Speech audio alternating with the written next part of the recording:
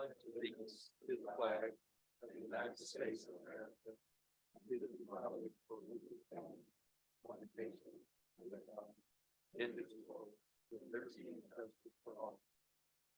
Honor the Texas flag. I pledge allegiance to the Texas, one state, under God, one and indivisible. Standing, and Pastor Brad from Fulton Community Church will lead us in a prayer. Come on up here to the podium, please. Yes, thank you.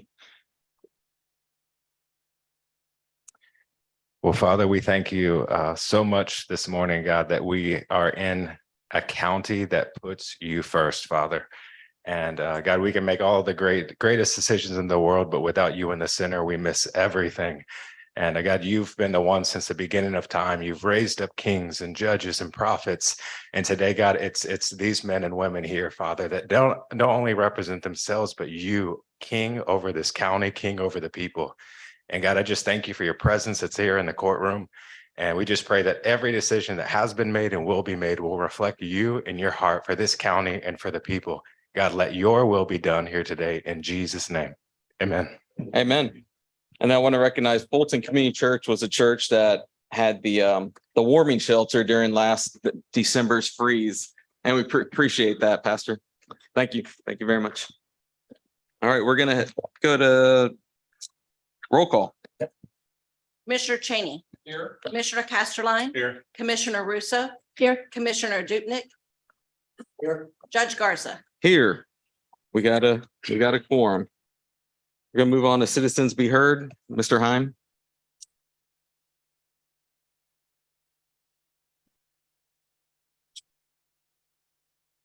Well, I'm back again. Left documents this time so that each of you could look if you wanted to. Still about the red beds. We got told repeatedly there's nothing out there in excess of regulatory limits. I brought you a document today. I've published it before. It's one of theirs, and it shows 2 isotopes of radioactive thorium in excess of regulatory limits, and their document has the box checked in excess of regulatory limits. And yet we get told there's nothing out there in excess of regulatory limits. The EPA has a term called NORM. It's normally occurring radioactive material. It's everywhere. Thorium is everywhere, and they like to tell you thorium is everywhere. But the EPA has another term, and it's on the second page, called TENORM. That's technologically enhanced, normally occurring radioactive material. When it gets to this concentration, it's technologically enhanced. And one of the industries that they say creates TENORM materials is specifically alumina refining and the Bayer process, which is what they used. And we have that. And I've done this, I've documented it. I've been told that I was trying to harm tourism, and it's not what I'm doing clearly. So I'm going to bring it in dribs and drabs to you, but here's a document. TCEQ knows, they knew there were materials out there in excess of the regulatory limits, and they told you there are none. That's their document. It's not going away. The half-life of radioactive thorium is about 1.4 billion years. It hasn't gone away. And what they did was buy the well. And so now we don't have to think about it. If they did this, if they tell you there's nothing there in excess of limits, and I've got the documentation, how do we continue to believe that there couldn't be something else in excess of regulatory limits? The Texas Water Commission was possibly the worst agency in Texas history. They got absolutely shut down by the legislature, and they reemerged as TCEQ. And I'm telling you, all the information that all of you have, if it came from Sherwin or Alcoa or anyone else or TCEQ, ultimately comes from the people responsible for what's out there. TCEQ has done nothing to substantiate this. This is radioactive material. And I don't know, even if I were looking to harm tourism, how many tourism dollars would you take in exchange for a human life or human suffering? Radioactive thorium in excess of regulatory limits, and it's there. So enough for today. I'll probably see you soon. Thank you, sir.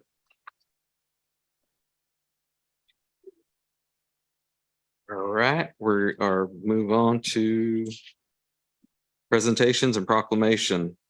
Item 1. Presentation Pearl Point Rockport 1. Good morning. Morning. My name is Mark Moore with Moore Real Estate, and I'm going to give you all the annual report for the Pearl Point development that currently we have completed construction on, but it's required that we give you a report annually as to what we did and how we did it. So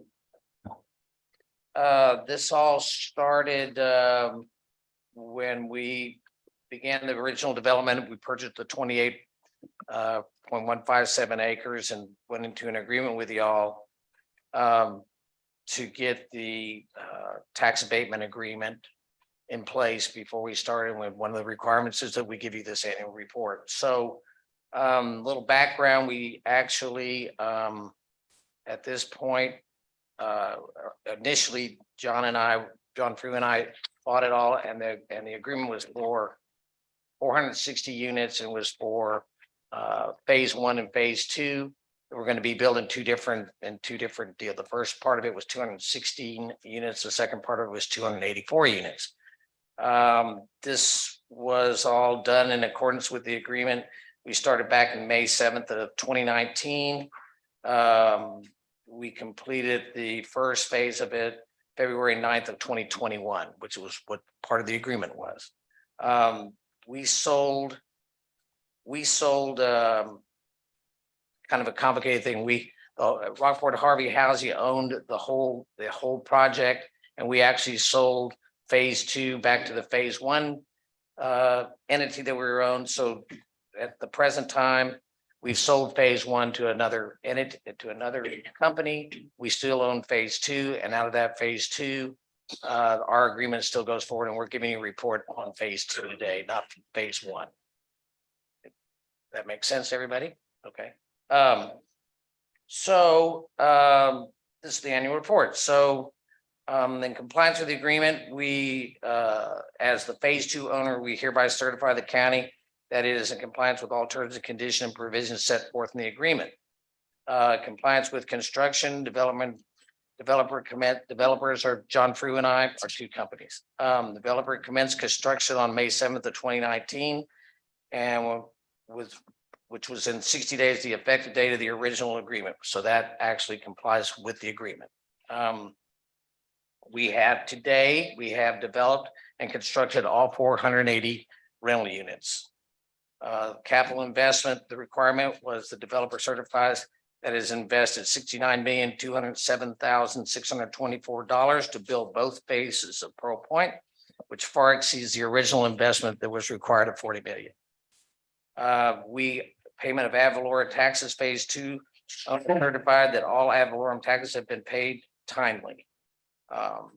Compliance with county ordinance, phase 2 owner certifies that we have complied with all county ordinance. Buy local report. So part of our agreement is that we tried to the best of our ability to use local people, to buy local, to create as much sales tax as we could generate for the county through this whole development. So we, as of April 1 of 2023, the owner invested the 69,000 phase 1 and 2, of which 23,034,057 or 33% was spent with Aransas County companies and individuals. So out of that, I can go through the list: underground utility, paving, stone masonry, the lumber, windows, doors, zip siding, door hardware, temporary toilets, temporary utilities, temporary storage, site signage, landscaping, irrigating, well drilling, cleaning. Cleaning's huge. I wouldn't believe how much that costs, just the dumpster fees and stuff. Pest control, survey, fencing, artwork, etc. So we did a lot of things that we try to do locally, but the Aransas County contractors couldn't supply with comparable terms. And so we had to go to the neighboring counties, mostly in Nueces County. And that Those suppliers included a swimming pool, job site trailer, construction fencing, disposal, mirrors, overhead doors, painting, etc. And then the rest of the different items were really by competitive bidding that we had to use.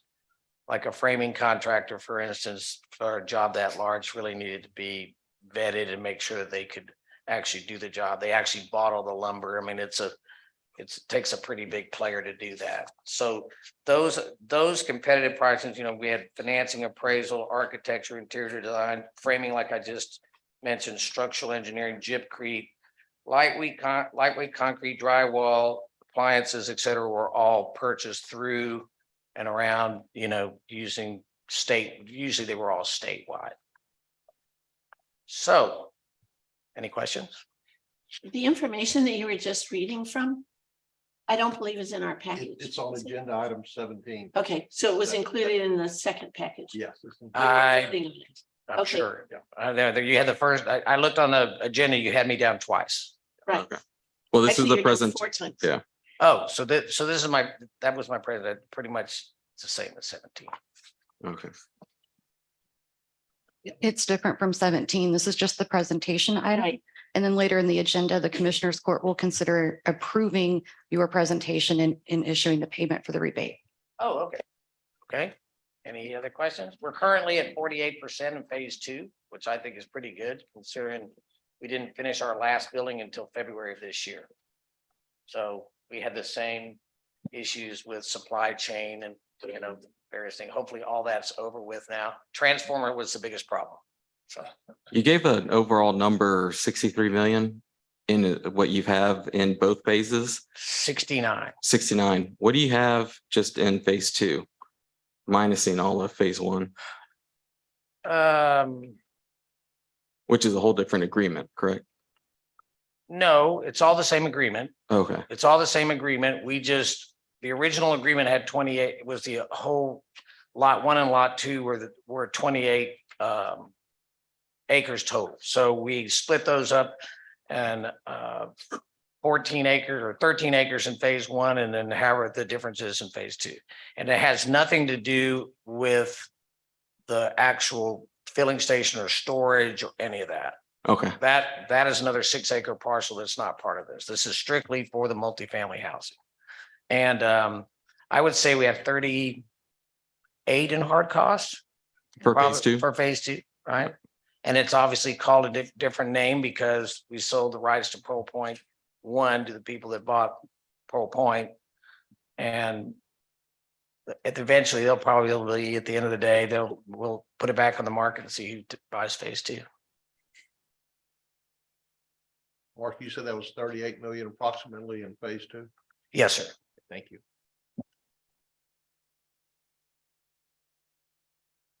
And so this presentation's for item number 1 and item number 2?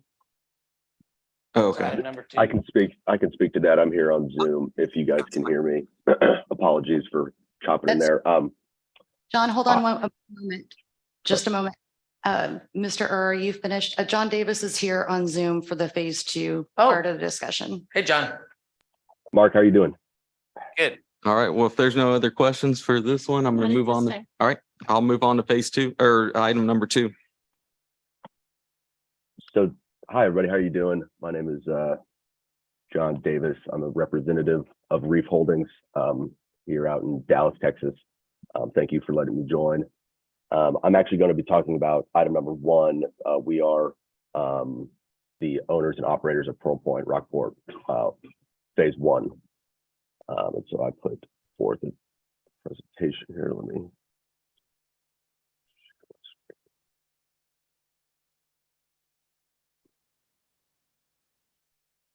I'm not sure what he said. Did he say he has a presentation? Yes, ma'am. Can you guys see my screen? Yes. Already. Start this here.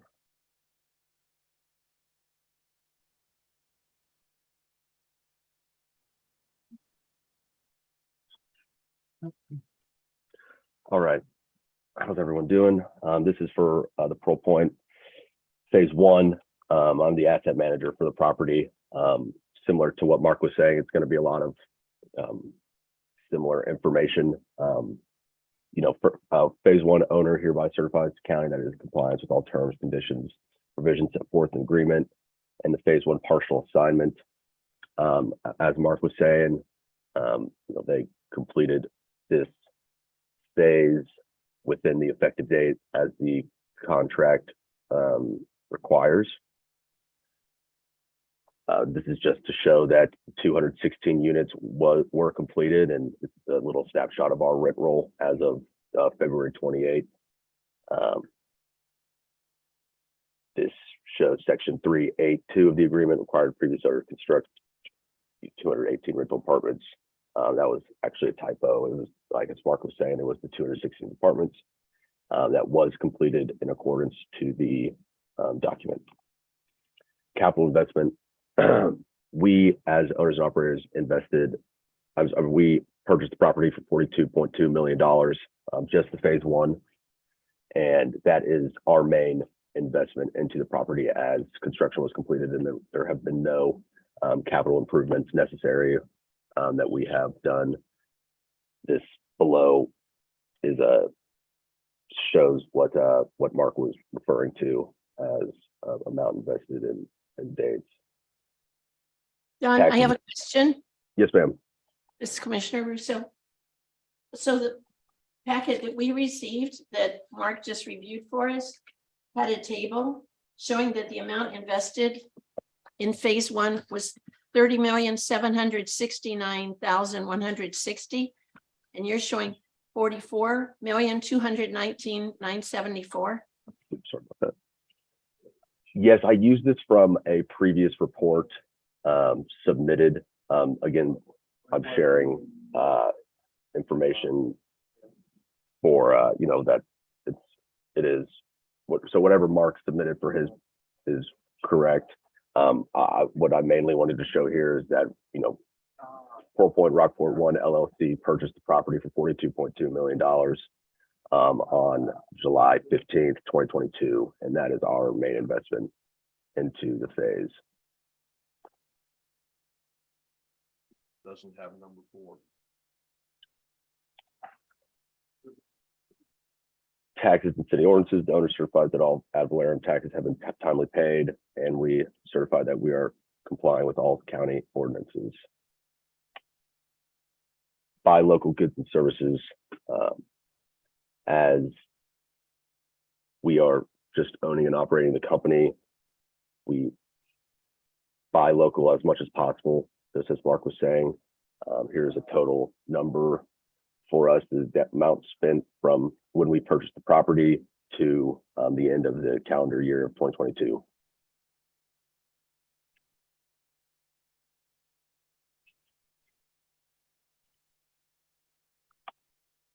We do hire local as well as a part of the agreement.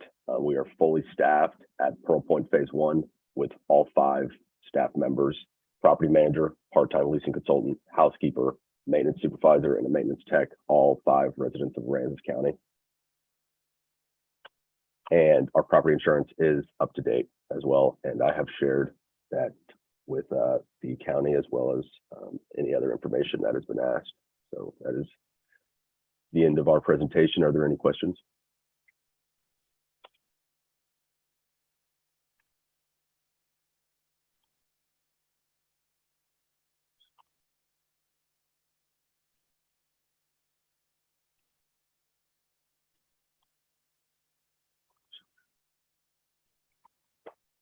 Commissioners, I'd like to clarify something that I misspoke earlier. John Davis was here to present on phase 1, which is Pearl Point. Mark was here to present on phase 2, which is Rising Tide. So there was a little confusion there. The report you just heard was also about phase 1 Pearl Point, and the investment that this company made. They purchased the property for 42. Is it 0.2, John? Yes, ma'am. Yes. So that's where you get your investment number, which is obviously going to be higher than what the original contractors put into it. Because, it's the purchase price when this company purchased it. I thought the sales price was 43.2. That's what was in our document. That would be John's question. Yes, I'll make sure. I believe it was 42.2, but I'll get clarification for you on that. Jen, I don't know if this would be for Jen or Jackie. Does the rebate amount go by the construction cost? Does the, It goes by the assessed value of the property. it goes by? So, and it's only the improvements, it's not the land. So they are only get the rebate But if on it- the, I'm sorry. What I'm asking is if property is sold, does the rebate go against the original amount or the current appraised value? It's the, what was appraised at 22, because this is a 22 appraised value. Mm. So that's Okay. what, and it's only going to be, it's not going to be on a sales value. It's only always going to be, and it may change next year because of the sale. Right. I mean, their assessed value may change because of if they look at the market on it. But we use the assessed value from the appraisal district. And do you know what that assessed value is? Yes, ma'am. I sure do. For phase one, the assessed value on the improvements only was $12,129,680. So there are assessed taxes on that property with a value of 12 million, even though we just heard that it sold for either 42 or 43 million. Yes, ma'am, but you have to remember, this was assessed in January of 22. The sale wasn't until July, so it could definitely affect Wouldn't the be till the values next- for 23's assessed value. Because that's what the appraisal district uses, is what was there January of that year, and then we tax it at the end of that year. Well, I hope there is an adjustment.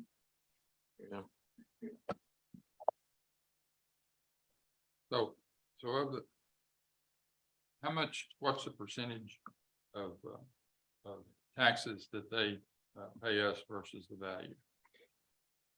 5%, 10%, 3%?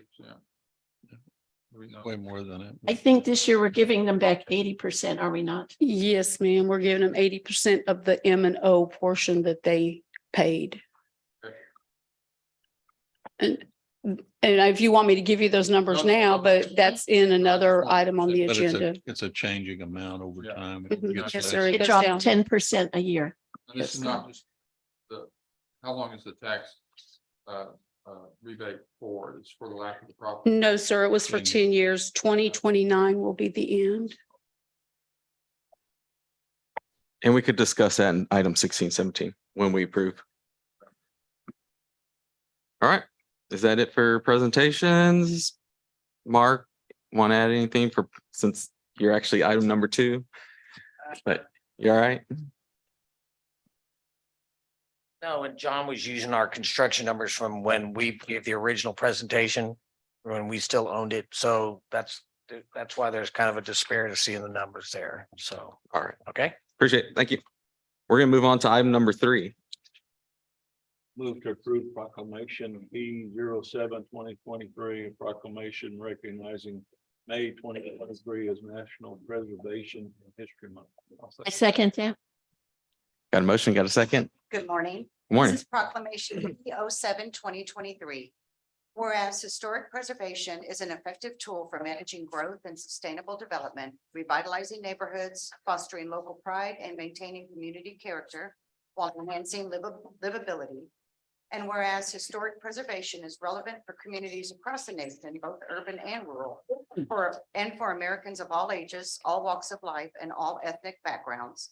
And whereas it is important to celebrate the role of history in our lives and the contributions made by dedicated individuals in helping to preserve the tangible aspects of the heritage that has shaped us as a people.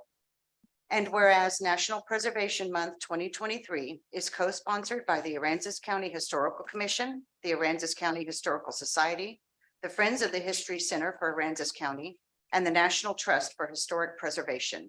Now therefore, we, the Aransas County Commissioners Court, do hereby proclaim the month of May 2023 to be National Preservation Month in Aransas County and encourage all citizens of Aransas County to join their fellow citizens across the United States in recognizing and participating in the special observance.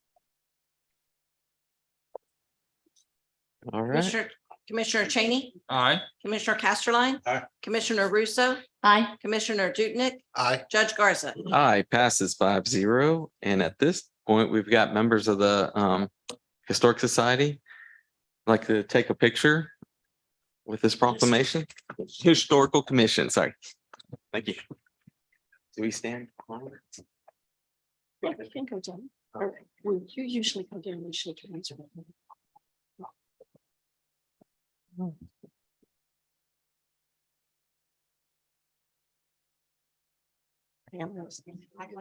Yeah, well, Dave's too tall for me.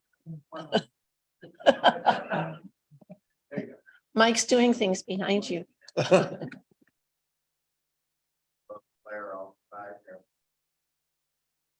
My foot, oh. No, stop that. Oh. Whatever. You guys want? Okay. I'll, Doreen, I'll get you a sign. All right, we'll move on to item number 4. I move to approve proclamation P-08-2023, a proclamation recognizing the month of May as Trauma Awareness Month and Stop the Bleed. I second that. You got a motion, you got a second? Judge and Commissioners, I'd also like permission to read some Distinguished Community Service Awards after we do the proclamation. This is Proclamation P-08-2023, recognizing the month of May as Trauma Awareness Month and May 25th, 2023 as Stop the Bleed Day. Whereas in a medical emergency, a seriously injured adult or child can bleed to death in just 3 to 5 minutes. And whereas rapid decision-making and controlling blood loss at the scene of an incident may mean the difference between life and death. Whereas Stop the Bleed training can help educate the public on controlling blood loss and save lives in the process. In fact, effective bleeding control can prevent at least 20% of trauma deaths each year. And whereas on this day, we join Governor Greg Abbott in commending the many organizations who have partnered together to promote, Stop the Bleed initiatives and teach the necessary skills to provide immediate bleeding control to victims at the scene of an emergency. And whereas on this day, Aransas County Commissioners would like to give a special thank you to Lieutenant Jeremy Patterson with the Aransas County Sheriff's Office, the ACSO, Patricia Arnold with Aransas County Medical Services, Inc., ACMSI, the Aransas County Courthouse for providing Stop the Bleed training through the ACSO and the ACMSI, Rockport Fulton Independent School District for being proactive and providing district-wide training, Stop the Bleed kits, and stations for each campus. Castaways Thrift Shop for providing a grant to help supply Stop the Bleed kits and training, and to Lamar Volunteer Fire Department for using a tourniquet to save a life.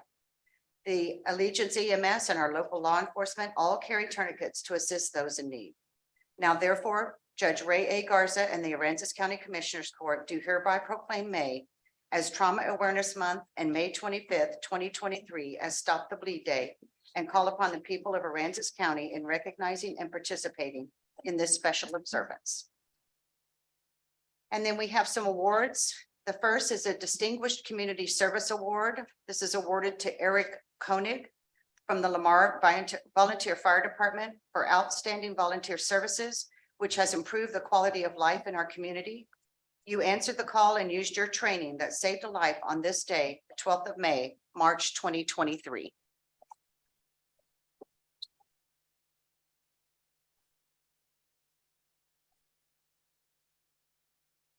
Second is a Community Service Award for making a difference. This is awarded to Lamar Volunteer Fire Department for making significant contributions to their community through your time, actions, talents, and dedication. You make a difference daily by serving as a role model, demonstrating compassion, and striving to make the world a better place. The actions of your department continue to make a difference in everyday lives. This was also awarded this 12th day of March 2023.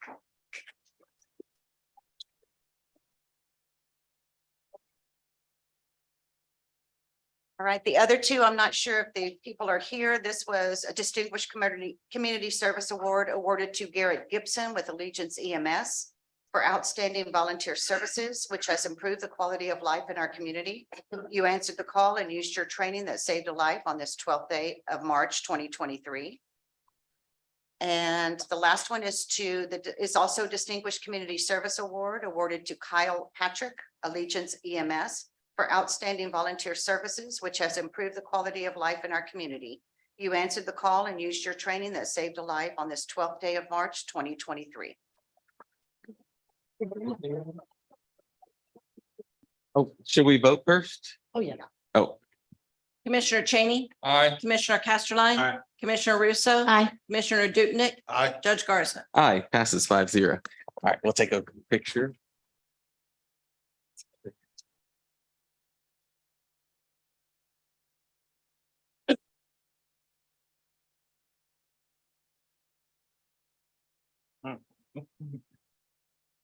Thank you, folks.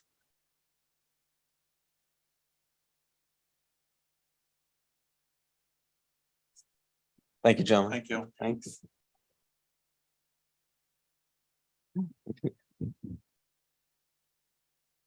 All right, we'll move on to the consent agenda. I move to approve the consent agenda as presented. Second. We got a motion, we got a second. I'm going to read off and recognize some of the donations. Including the consent agenda, we got a donation from Another Chance RFT with a total value assessed at $7,003, and volunteer hours donated in March were 285. We have a donation from Cattails Rescue for a total value of $2,183.54.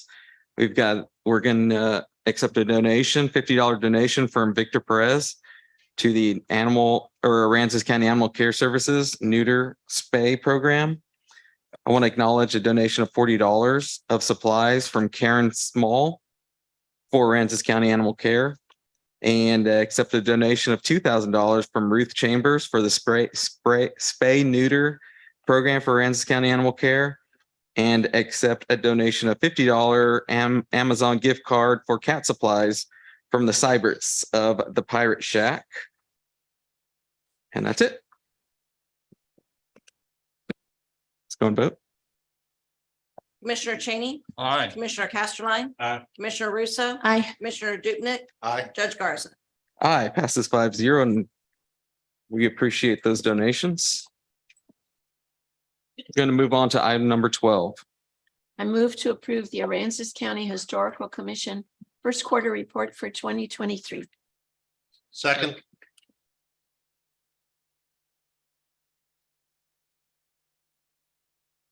We have Mr. Hatton. Yes, please.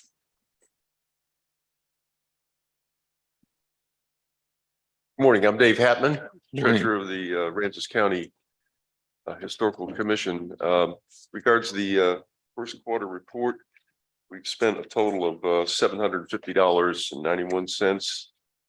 Remaining budget would be $9,249. So most of the expenses have been pretty pro forma. They've been in line with what's expected from the commission at this point. We also submitted our 2024 budget for your review. There were some changes on the 2024 budget that is a group we cited in their meeting in February to makes a few changes you may notice, and I've got them outlined with the 23 budget so you can see them in front of you. Most notably, we dropped markers from. Sorry to interrupt you. We don't have a copy of it. Oh, Yeah. they didn't include it in the package. Well, it's a 2024 budget. It would have just been submitted to the auditor's office, I believe. It's not really. It has been submitted to us, but it's 2024 budget, so I did not submit it to the commissioners yet because we'll do those workshops in January, Copies there. January. You're just really ahead of the game. Good. We do appreciate receiving it, definitely. Okay, well, I'll give a couple of notes when you do look at it. Most notably, we dropped the number of funding for the number of markers from 3 to 2. And that dropped that budget item down by like $1,400. And the other notable one is we increased our cemetery repair budget by about $1,200. And we expect to spend more on that. And the other area we expect to spend more on is education and outreach. We didn't increase it that much in the budget because of other areas. But that's a focus of the commission. And lastly, I'd point out that our website maintenance, we have a new item down there, about $475 of website maintenance that in the office supplies area that we decided that our website needed some upgrading. So let me give Commissioner Dubnik a copy here. Anybody else want a copy? I've got a couple of them here.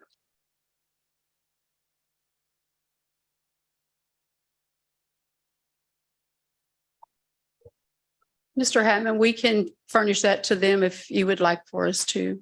That'd be fine with me, which is, thank you, thank you. Any other questions? Well, I have a question about the cemetery Yes. repair, and I think that's a good thing. Is that for Rockport or Rockport Fulton, Lamar? Which It's, cemetery? I think it's All all of them, all of Okay. them. Thank you. Thank you, Mr. Hatman. All right. Commissioner Cheney, Aye. Commissioner Casterline. Aye. Commissioner Russo. Aye. Commissioner Dupnick, Aye. Judge Garza. Aye, passes 5-0. Item number 13. I move to approve the Friends of the History Center of Aransas County first quarter report for 2023. I'll second that. Morning. Good morning, Jackie Garza and commissioners. Glad to be here. I believe we have a PowerPoint that's going up to show a few pictures about activities over at the History Center. We always appreciate getting to report and having you all recognize some of the things that we've been doing over at the History Center. So our exhibit that was up during January and March was called Quilting During the New Normal. And this is an exhibit that we put on every other year with the Peacemakers by the Bay Guild. It's their quilt guild that really does a wonderful job when they get their quilts up around in our gallery. It's like an art gallery, truly. We had a special quilt that was up for a raffle, and so we got a lot of people interested there. We had programs monthly that people attended, and so that was very, very well received. Let's see, here you go. We have a lot of interest from Winter Texans with this exhibit. I'll say this, I went to the. I'm sorry, I'm not exhibit. getting, yeah. Pam, I went to that exhibit or the presentation when the woman Mimi Braniff was talking about fabric. Yes. And we ran out of seats and almost standing room. That was Wow. terrific. It was. We also had outreach to the fourth graders at Sacred Heart School. And as you see the picture on the left, they actually had a quilt that was displayed during this time. And that school came on a field trip with their fourth, fifth, and sixth graders during the time that their quilt was on display. And then they were able to also see our exhibit, Voices from the Past. So we had a really good turnout for that. Then I'm sorry, I jumped a little bit ahead, but in April, we had an exhibit that was student art celebrating history. And these were the winners of that. We had both photographs and works of art in that particular display. Along with that, we also have a display that's up right now on fossils, but I'll report on that next quarter. It's very exciting. Many people don't realize that the Ice Age actually had mammoth and saber-toothed tigers and other things here, okay, right here in this area. So we really enjoy getting those fossils up. Next, we've continued to do outreach and we want to increase the visibility of the History Center. So we have a short presentation on Voices from the Past. We took it to several venues during January and March, including the Texas Maritime Museum, the Tropical Trails event, and South Rockport Neighbors. So that's available if you know anybody who would like to hear more about that from us. A very short, about 20-minute presentation. And we're always trying to figure out how to get people off the main road over into the neighborhood where we have the History Center. And so we put up a sign every time we put up a new display, and we put up a sign at the festival grounds that we hope people that are coming to town will see. It just says new exhibit at the History Center. So again, we do this every month that we put up a new exhibit to get that attention. The other thing that we did earlier was to actually join the KEDT radio network. And by doing that, we were able to have 2 live interviews on their community news segment. That was really a big outreach for us. Then we continue with our social media. At this time, we have a reach of over 6,000 people and followers of over 3,000. And again, we appreciate all the support from Aransas Pathways for our maintenance and utilities. Questions? No, I saw that picture with all those attendees. Yeah, that looked like that was pretty good. How are you doing on volunteers? Well, we have only 8 volunteer spots a month, and so we've pretty well filled those. We have about a core of about 20 volunteers. Okay. Yeah. Always looking for more. Yeah, right. Thank you. Thank you. Commissioner Cheney, Aye. Commissioner Casterline. Aye. Commissioner Russo, Aye. Commissioner Dudnick, Aye. Judge Garza. Aye, passes 5-0. Item number 14. Move to approve the Rockport Fulton Chamber of Commerce second quarter report for 2023. Second.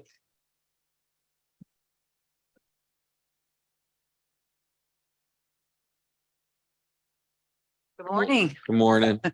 Well, I know on your agenda you have Shelley Stewart, and of course, Shelley, you all know Shelley. And Shelley's assigned me to actually give the presentations quarterly. I'm Shannon Biggerstaff with the Chamber of Commerce, and I know I've met each of you, but so this morning I'm just going to give you some highlights of what the Rockport Fulton Chamber of Commerce has been up to for the first quarter of the year. Basically, we have a number of committees that we work with.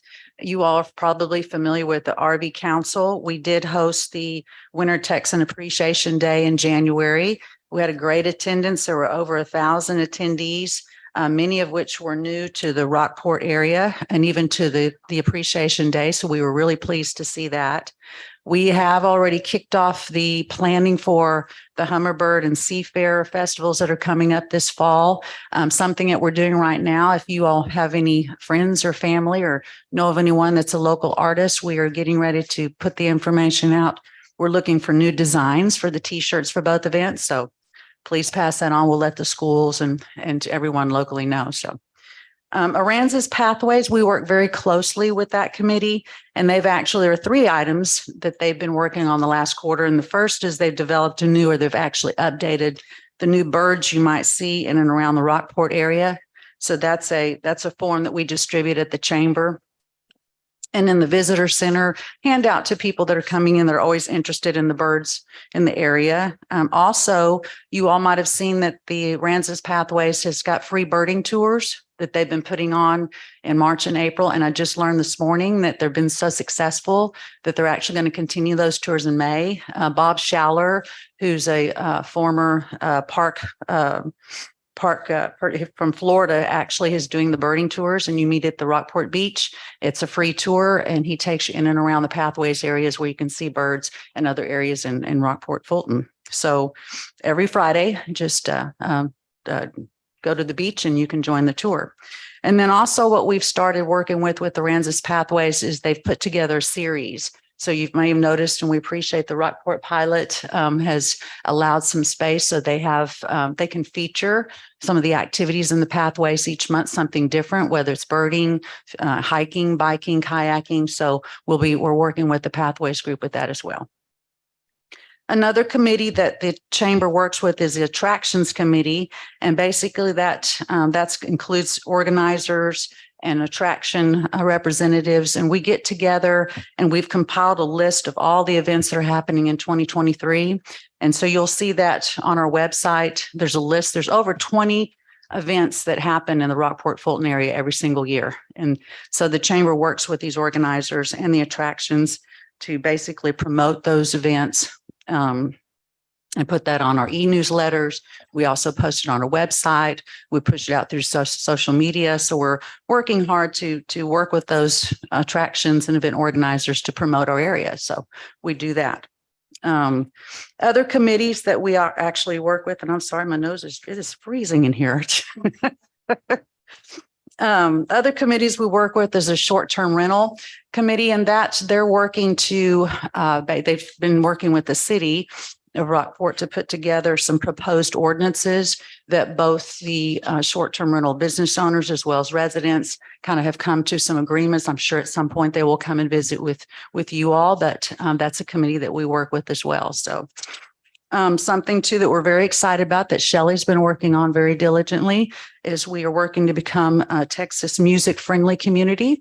That's a program where it's a designated program from the governor's office.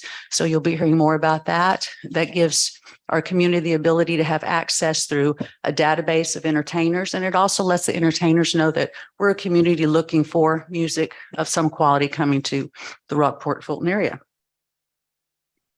Something too that we did the first quarter, we have launched a new website.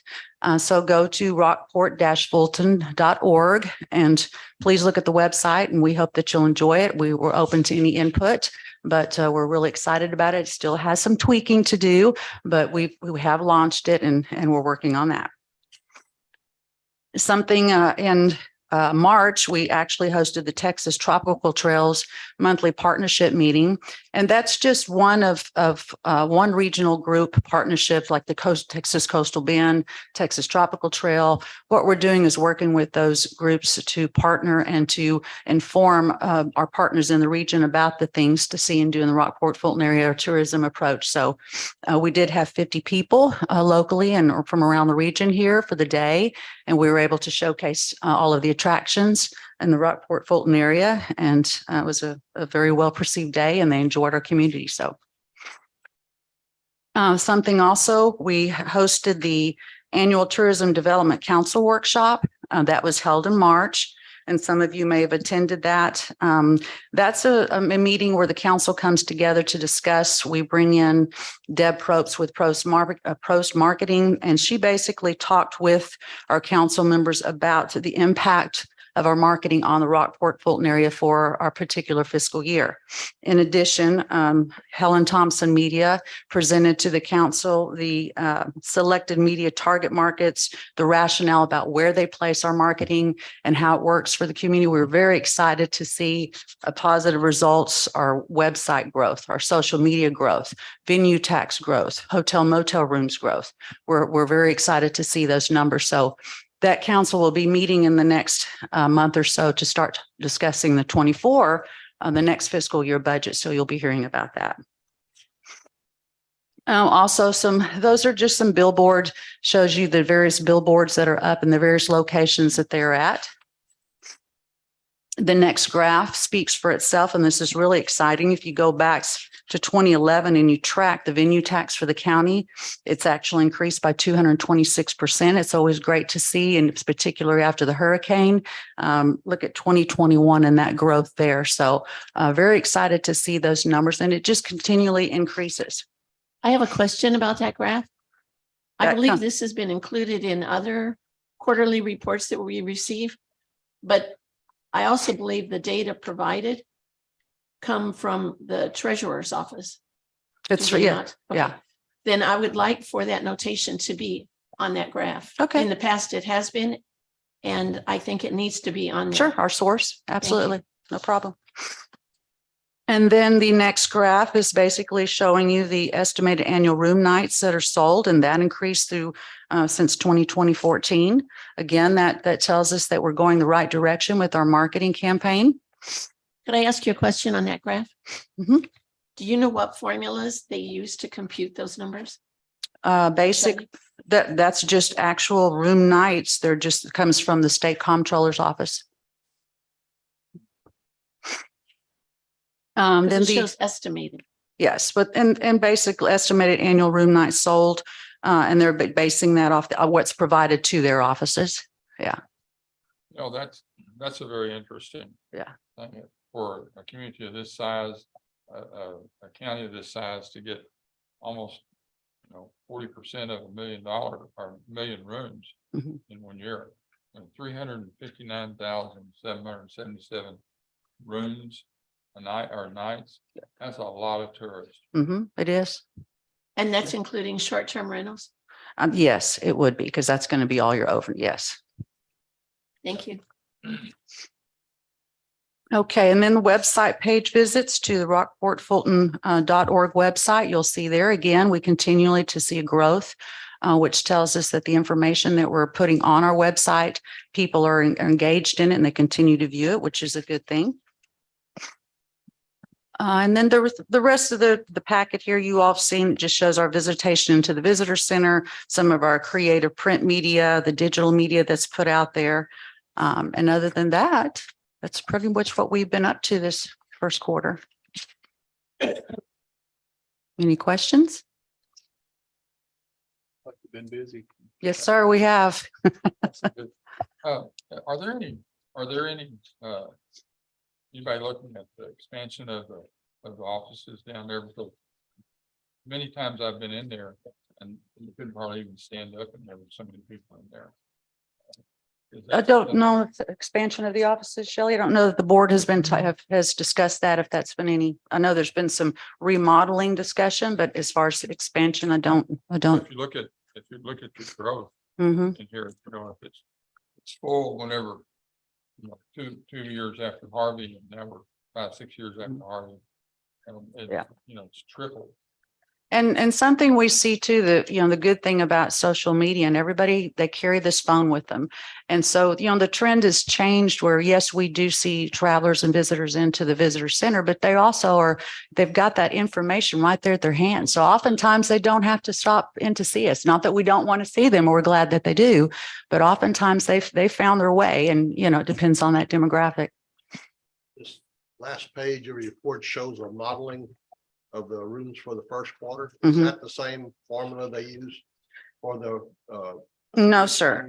This model using of the number of hotel rooms based, as you all are probably aware, the Hotel Motel Lodging Association is the organization that has added this number of heads and beds. It becomes really complicated. Well, we did at our Tourism Development Council meeting, Scott Josloff, who is actually an attorney there at the Hotel Lodging Association. We visited with him and got his soft endorsement on this, because for the chamber versus, say, one of our local museums, they can count heads, and when they're having events, they can collect zip codes. Now, we can do that with the Seafair and the Hummingbird and those types of events, but it's very difficult to show how that's where all these graphs come in. How do you say how many visitors actually stay overnight because they saw a billboard on the side of the highway? You have to have that marketing, but that's where this model came from. And we shared that and discussed that at our Tourism Development Council. And this is what what he's suggested that we share with you all. thank you. You're welcome. So then to follow up on that, on number 1, where it shows number of hotel rooms in Rockport Fulton. Mhm. That includes short-term and hotel lodging, any overnight lodging, as per the state comptroller, the sources, the state comptroller's office. All right, thank you. You're welcome. Thank you all very much. Thank you. Commissioner Cheney, Aye. Commissioner Casterline, Aye. Commissioner Russo, Aye. Commissioner Dupnick, Aye. Judge Garza. Aye, passes 5-0. Item number 15. I move to approve the 2022 annual library report for the Texas State Library and authorize the county judge to sign the report. I second that. All right. Do we have Iris here? I didn't see her. I didn't see her either. She online, Colin?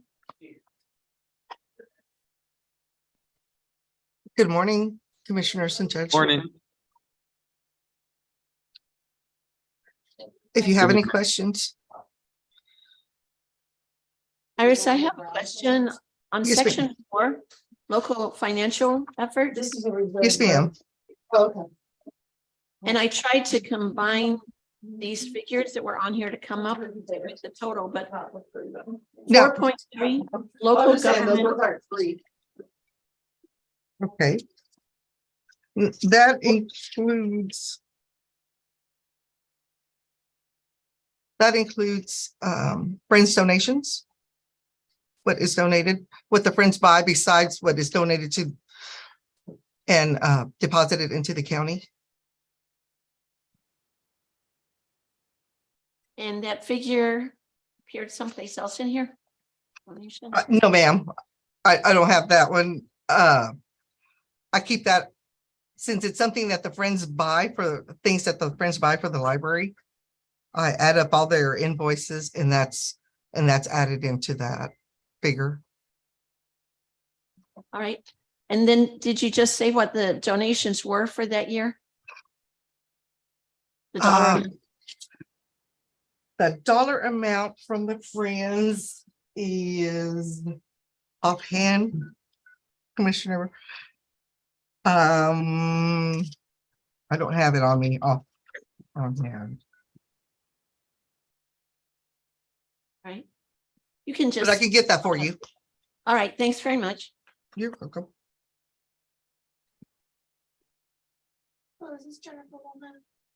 Anybody have any questions? Any more? Yeah. The library has a wonderful new thing for the kids on the outside. They have to Yes, sir. move around and everything, make the balls go, everything. It took me about 3 hours to keep my little granddaughter away from that thing. And she wanted to go back, still want to go back to it. That's an amazing thing. That's a very proactive, reactive thing that the library is doing with that little garden out front and everything. So I wanted to compliment them on that and see if there's some of more of that stuff that on the way, because I got more grandchildren than just one. Yes, sir. Now that we are in spring, we will be doing more out there in the garden area and the sitting area. Right. Yes, sir. All right. Commissioner Cheney, Aye. Commissioner Casterline. Aye. Commissioner Russo. Aye. Commissioner Dupnick, Aye. Judge Garza. Aye, passes 5-0. Item number 16. I move to approve the April 1st, 2023. I don't know what it says for presentation for Pearl Point Rockport One LLC. It's required by the Chapter 381 Economic Development Agreement and authorized payment of $32,175.64, rebate of 22 taxes paid January 2023. I second that. Yes, commissioners, this, there needs to be a correction on that. This one should only be $29,900.14. And my motion to reflect that amount. What's the amount again? It was $29,914. I mistakenly added both refunds together. $29,914. Yes, $900.14. And is that for phase 1 and phase 2? Is that what you're saying? That is only phase 1. That is the one that will be reimbursed to Pearl Point, Rockport One, to Mr. Davis. That was the value of $12,129,680 using the M&O rate of 25.7705 for both the general fund and road and bridge. That refund is $29,900.14. How much did they pay total? They totally paid $36.14 to Aransas County. I did include also in your packet what they actually paid, and their actual payment for all taxes to all entities was $227,635.04. Commissioner Casterline had asked if I would furnish that, so y'all should have gotten that in your packets also. It was a separate spreadsheet that showed the annual versus what we refunded them. Is it on the reverse of your agenda item? It should have been a separate, This page, can you tell? yes, that's it. I don't have that one.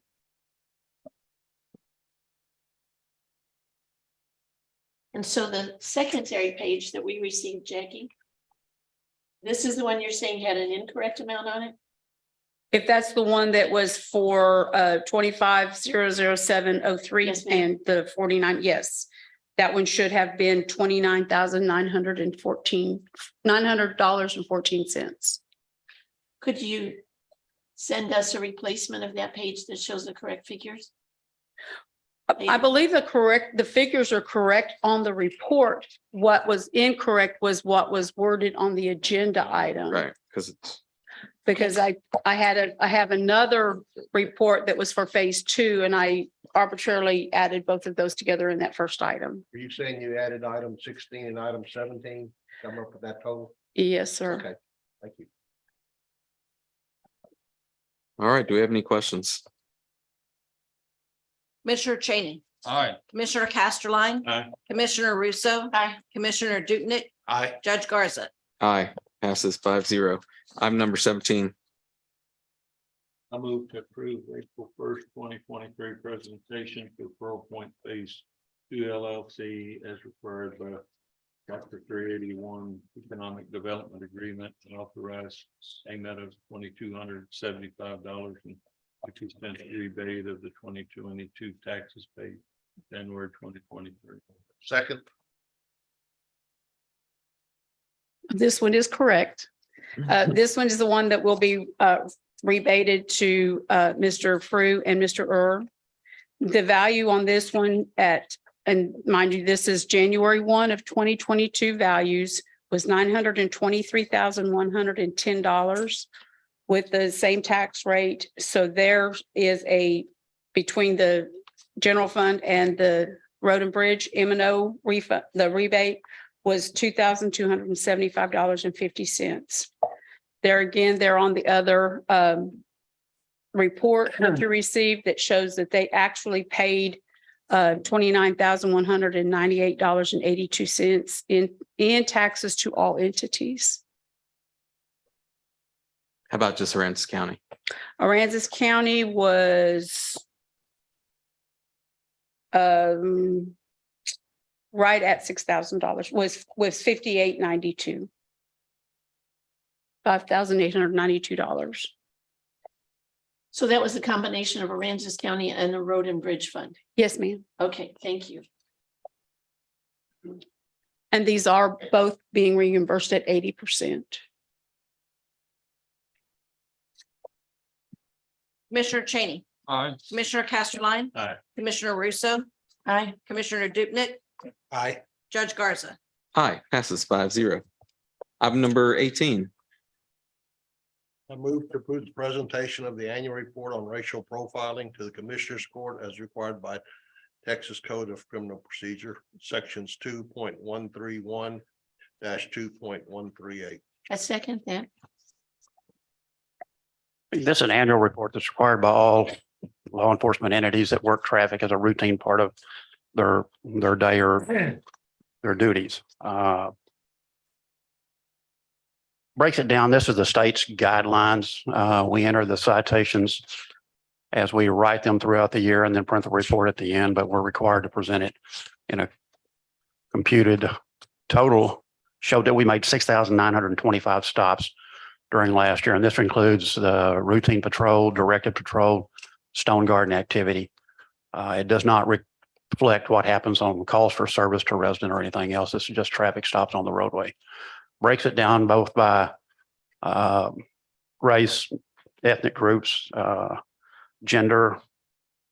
And as you work through it, it probably give you a headache looking at it and generate more questions than sometimes you'll find the answers for, but they should all total out by columns and whether or not contraband was found, citations were issued, or anyone was arrested. If you have any questions, we can look at it. Does this doesn't include the city? No, sir. This is just sheriff's office. We may have made stops in the city and we took credit for that. Correct. Now it shows by road where we made the stops as well in this report, or what type of road, not specifically, but by the type of the roadway, whether it was a farm to market road, state highway, or city street.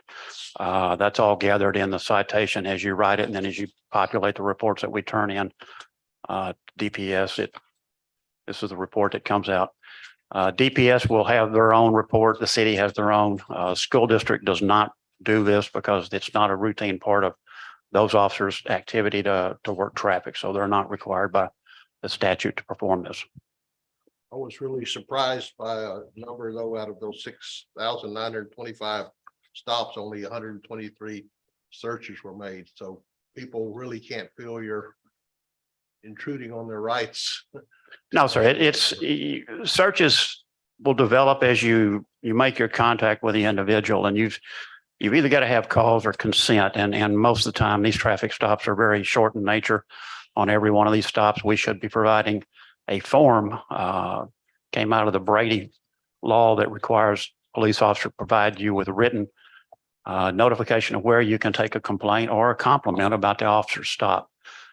In the past, a lot of people would get through with a stop and they'd be mad. They'd take an event with the judge, but that really doesn't get it back to the entity for corrective action if an officer's behavior wasn't what it should have been. So we do have to provide a name and contact information for an officer within my department that will field those complaints.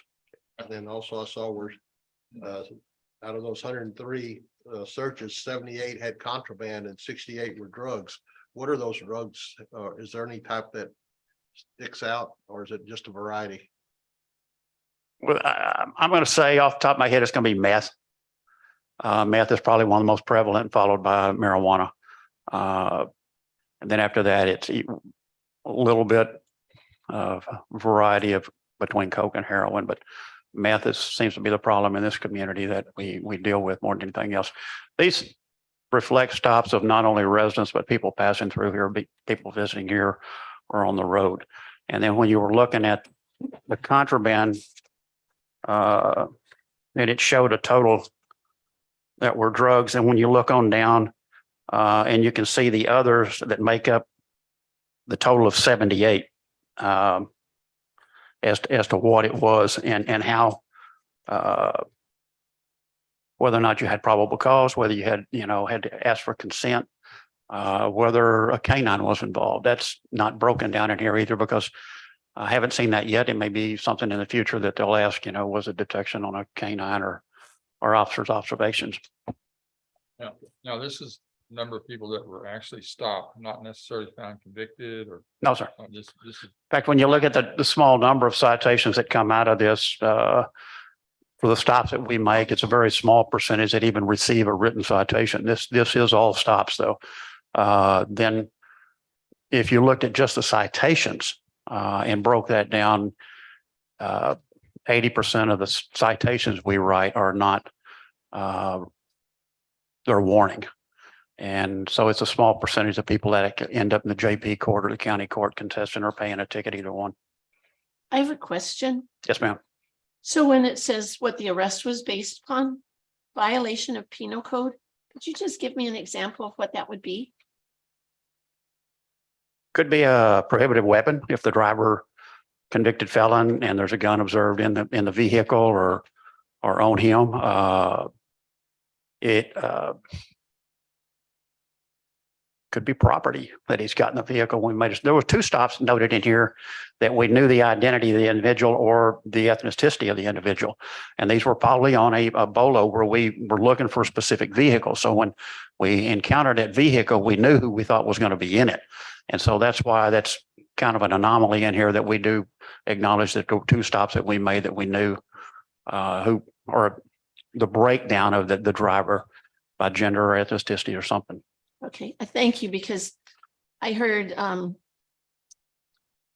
Chief Stevens give a lengthy report or solicitation perhaps about the cameras. And he was saying how if we had those cameras, we in Aransas County and in the city, in the town, would be able to stop people immediately, knowing that they had violated something or they were being searched for in Bexar County. But my curiosity was if those license plate numbers are referred that they think they're coming here, which is what he said they do, that might be something that would be like, you would be alerted to watch out for, say, a red Toyota with this license plate number, and then you would.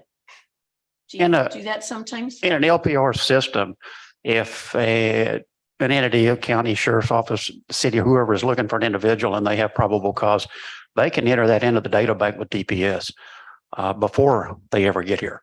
And it would hit on the LPR readers that we run in the county and that the city's requested. You can do it after the fact as well. And an example of that was this last Thursday. I think it was, the city of Aransas Pass assisted Ingleside. Ingleside had an incident where a vehicle by description only had shot at another passenger. They had a description of the vehicle. The city of Aransas has cameras located. They entered a description of the vehicle and it narrowed it down to just a few that matched that. And then they had the license plate. So then they were able to identify by registration who this individual was, and they made an arrest. And what's LPR? License plate reader, I'm sorry. Okay, thank you. And they come in a variety. What the city is proposing and what Aransas has are through a commercial company. They contract with a company that helps them install these. The data goes to that organization, but you can enter it after the fact or ahead of the fact. What we run is through DPS and HIDA groups. So we're not contracting with some private entity to do it. And that was some of the question and concerns people had about the cities, where the records were and who maintained them. And Yeah, there were many questions. Thank you. I appreciate it. Sure. Thank you, Sheriff. Thank you, Sheriff. Commissioner Cheney, Aye. Commissioner Casterline, Aye. Commissioner Russo, Aye. Commissioner Dupnick, Aye. Judge Garza. Aye, passes 5-0. Item number 19. I move to approve order number 008-2023. An order closing, abandoning and vacating a 60-foot road right of way called Elizabeth Street between blocks 24 and 29 Bellevue Addition, Aransas County, Texas, and being more particularly described meets and bounds on Exhibit A and B attached to the petition file with meets and bounds on the Exhibit A and B attached to the petition file with the Commissioner's Court, which was made as part of hereof of reference and incorporation. I'll second that. Got a motion, got a second? Is there anybody Kat, is she online? I am. Hi, Kat, can you tell us about this? This petition is to vacate a road that was platted in 1892. This road Elizabeth Street has largely been abandoned. This is one of the last portions of it that has not been vacated yet. It has never been developed, built out, and doesn't have any structures on it. So doesn't create any state or local violations.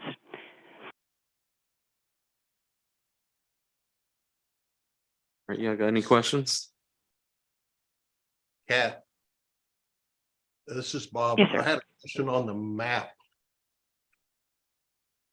Because when you look at the map you show, it says due east on top. I'm probably reading this wrong, but that's on the north side of the line.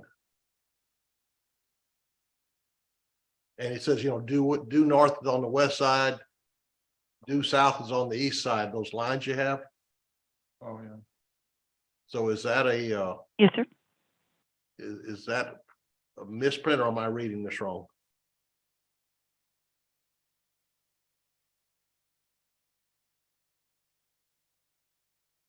I apologize. I'm not sure I am seeing what. Okay, the map, on the exhibit you gave us. Mhm. On the north line where it says due east. And that's on the north side. That's the direction of travel. That's the direction due east from that If you were point to is walk that 256 feet due east. Right. Okay, you're that's what going makes due sure. East, due south, due west. Okay, The from the- street runs east and west. okay, from those property corners Right. is what you're doing. That's not the north side, that's the direction you're Okay, walking. from those The points. calls around the lot. Okay, I just wanted to make sure that's what that is. Thank you, Jerry. Thank you, Jerry. All right, there's no further questions. Let's vote. Commissioner Cheney, Aye. Commissioner Casterline. Aye. Commissioner Russo, Aye. Commissioner Dupnick, Aye. Judge Garza. Aye, passes 5-0. Item number 20. I move to approve the issuance of a request for proposals for software designed to assist county with the jury management, including jury selection and impaneling to improve efficiency and ensure that justice is carried out fairly and impartially. Madam Clerk. Good Good morning. morning, Your Honor and Commissioners. Oh, I'm sorry. We need a second. I'll second. Thank We you. got a second. So we're looking at going out for proposals for more sophisticated jury software. What we have now is very safe, but it's pretty outdated for the things that we really need to do to make everything more efficient. So we're talking about my office being in charge of the software, just like we are now, but it still is an assistance to County Court at Law, the JPs, and the Treasurer's Office. I've looked at I've had several demos, and of the ones that I've seen, they're all pretty much the same. But they all have so much more capability to make it easier on the public as well as the clerks. So at this point, we're just going out. This is going to be with ARPA money for the software itself. However, once we do have the program, of course, there'll be a maintenance fee, a yearly maintenance fee, and at some point it may be another employee. But we really have to do this. It is time. And it will hopefully help you keep you from having to have so many people show up. Exactly. Just basically imagine we send out 5,000 summons and then people reply online. They fill out their whole card online, or they claim their exemption or disqualification online.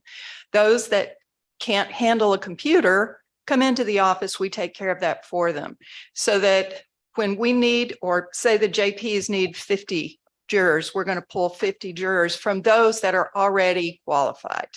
So that'll cut down. You may or may not know right now for district court, we summon 350, hoping to get 20 to 25% of the jurors. This is going to cut that down. In other words, if we want 90 jurors, we're probably going to summons 100, because people will have to, they've got doctor's appointments, or they have something else that they have to do. They can reset one time. So besides that, it'll cut it down to maybe 10 people, as opposed to, we never know, anywhere between 20 and 40 extra. You mentioned online or Yes. go to your office. Can they call? They go? can call, Okay. and for anybody who can't handle it online, we will do that for them. Okay. The day of, what ends up happening is, we send out the big query, which is the summons. They're summoned, and then they reply. So of the however many that applied that are qualified, it's still going to be 20 to 25%, just like anything else. But of those, we know that those people don't have children under 12. They aren't convicted felons. They haven't moved out of the county, hopefully. And so we'll have more of an easier time doing that. Also, the programs themselves work with a barcode. So when we send that second notice of what day to be to show for jury duty, they bring their little postcard with them, and we scan it. All their information goes in. It's in there. They're in numerical order already. And when I just lost my train of thought.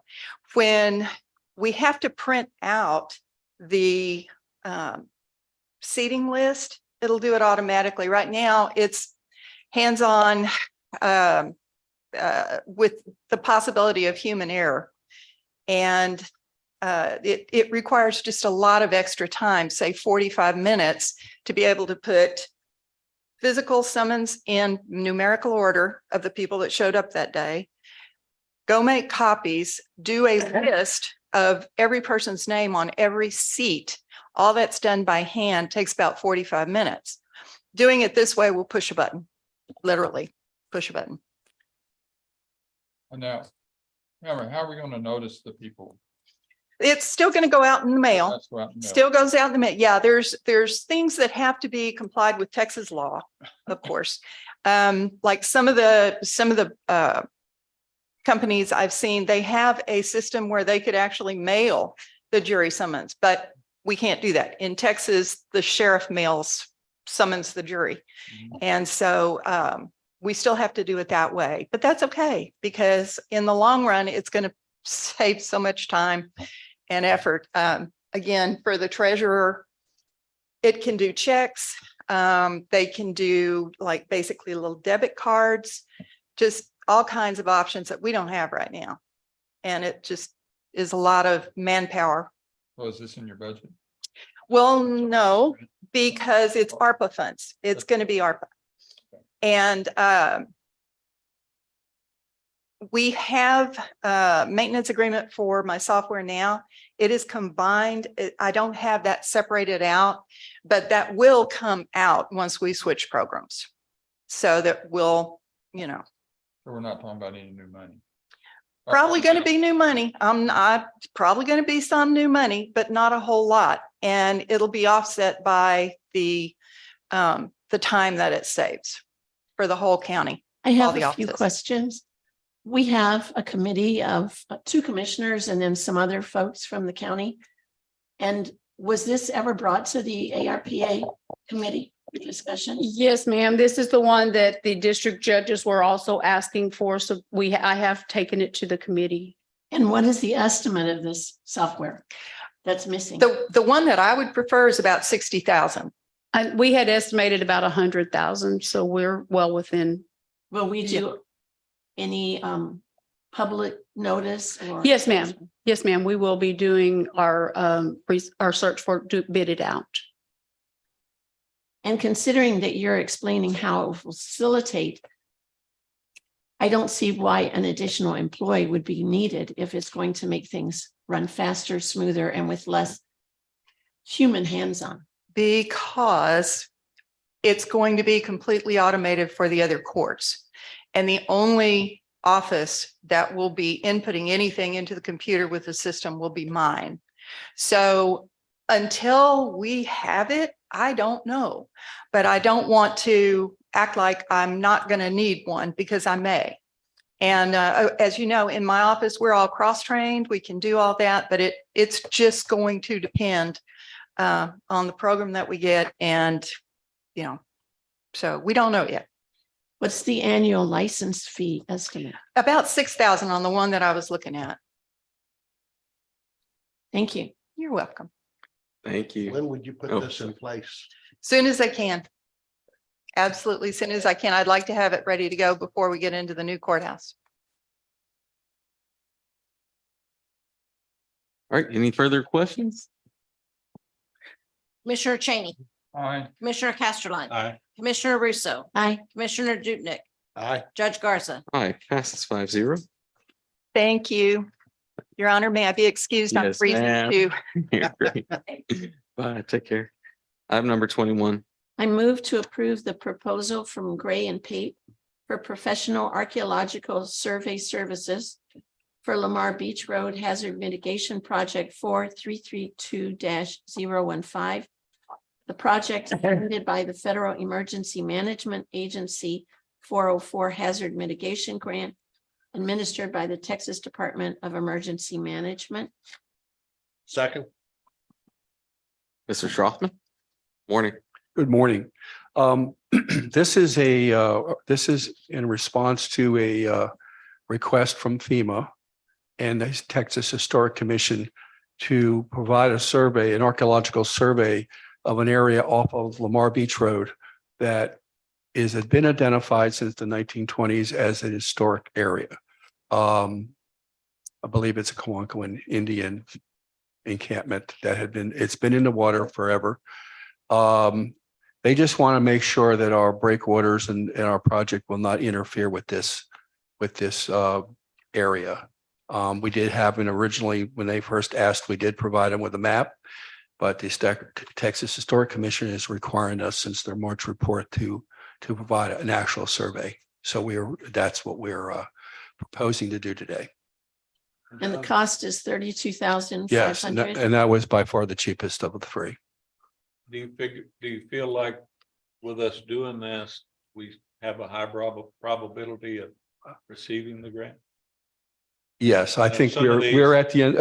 They can't, this is the last minute thing that they threw out there at us. I believe this is the end of it. I think we're ready to get approved. We've received the grant. We just can't move forward until We've been awarded the phase one. We're looking for phase two award, which is the construction phase.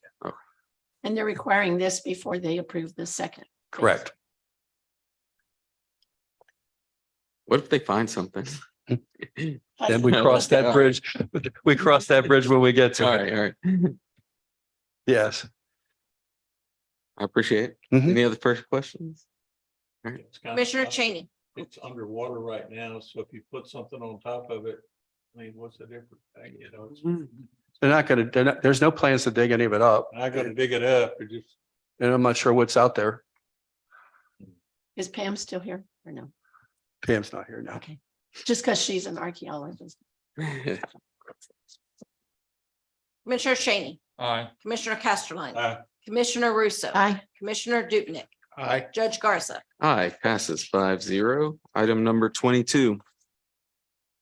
I move to approve change order number 5 from Teal Construction for the new Aransas County Courthouse change order. Number 5 includes a deduction of $3,598 for NEMA 1 ATS platform revisions. An addition of $4,030.35 to change a door frame hardware schedule per RFI number 59. A deduction of $2,401.98 for ASI 002. And an addition of $2,070.84 for PR blocking for jump seating in the courtrooms. The total change order number 5 amount is $101.21. The new contract sum, including this change order, is $23,385,603.91. Second. Mr. Strockman? This is just we're going through the process. If you need explanations on each of these items, I'll have Justin McComb come up and explain those to you. But basically, we're working down through the issues of the project and the total amount is $101. So what is NEMA 1 ATS platform revision? Come on up. Yeah, come on up. This is Justin McComb from Teal Construction. Morning, Justin. Morning. So this enclosure, it just has to do with really the interior, exterior application of where this is going to be. It's a change that has to do with the generator also. And so it's just a relocation of where this actual panel goes. And coming from the exterior to the interior, it was a different rating. And so therefore that cost was reduced. Thank you. And can you explain the door frame hardware schedule change order? Yeah, there's a couple of changes that just kind of relocated some walls and added some different entries into some of the rooms. And so there was a door frame, obviously hardware that got added, some got changed for security. And so all that's just tied into that number there. And the jump seating in the courtroom means staggered, like theater seating. Is that what that is? I can explain it. Okay. When we were pricing and laying out courtroom furniture. When we were pricing and laying out courtroom furniture, we were trying to maximize the amount of chair seating in the district and county court of law. So what the solution was is to put jump seats that go on the back wall. You anchor them to the wall and then they fold down. So that instead of having the seat on the floor, this one will be mounted to the wall, and then if you need it, you just fold it down. And that it was adding more numbers of seats to the courtroom. Okay. And Teal Construction jumped in there because we're already in drywall. So Teal Construction jumped in and put the blocking in for the seating. Thank you. Yeah, the money associated with that is just the blocking in the wall. It's not the seat itself. No. It's I was just curious about what that was. When you say blocking the wall, what are you specifically? doing? It's 3/4 inch fire treated plywood. Okay. It's a strip of, I think, 2 foot that goes all the way across to hold those seats. Anchor between the studs. Right. All right. Do we have any further questions? Thank you. Thank you. Thank you, Commissioner gentlemen. Cheney, Aye. Commissioner Casterline, Aye. Commissioner Russo, Aye. Commissioner Dupnick, Aye. Judge Garza. Aye. Passes 5-0. Item number 23. Move to approve the March 2023 treasurer's report. I'll second. Good morning, Madam Treasurer. Do anybody have any questions on the fund balances? I would like to add that we got the tobacco settlement money. We had guesstimated anywhere from 20 to 25,000 and actually is going to be 29,000. So that's a good thing. Any questions on the cash balances? I don't have any. Appreciate the job you do with this. Thank you. All right. Commissioner Cheney, Aye. Commissioner Casterline. Aye. Commissioner Russo, Aye. Commissioner Dupnick, Aye. Judge Garza. Aye, passes 5-0. Item number 24. Move to approve the treasurer's investment report for the first quarter of 2023. Second. So the interest earned and accrued for the first quarter is 197,064. We had budgeted 220,000. The reason we're so far off our budget, me and Jackie had a discussion and I had actually had budgeted more closer to 112. And then I guess we kind of got a little bit too conservative and chopped most everything in half, but anyway, the interest rate is doing good. We average about a little over 4%. Some of our investment pools are up around 5%. Our bank is still holding at 0.4. So any questions on any investments? So I think what you were just saying, because, yeah, when I saw for 2023, 197,000, I was like, holy cow, that's great. So on that page where you have the 2023 interest earned operations and then interest earned other funds. And then below that, total budgeted for operations only, that's where you said it was set at 54,220. Right. And you had originally estimated about 113,000. Right. So we're doing even better than your. Than my budget anyway, so. Okay. Well, I'm glad we are. Yeah. Thank you. Thank you. Thank you so much. Commissioner Cheney, Aye. Commissioner Casterline, Aye. Commissioner Russo, Aye. Commissioner Dupnick, Aye. Judge Garza. Aye. Item number 25.